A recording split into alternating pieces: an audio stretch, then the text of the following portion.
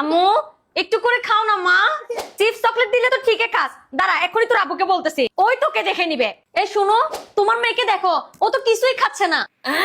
আমি ওটমিল রে, আমার সাথে খেজুর পাউডার মিক্স করে পায়েস বানিয়ে খা রে, তোর শক্তি দ্বিগুণ বেড়ে যাবে রে।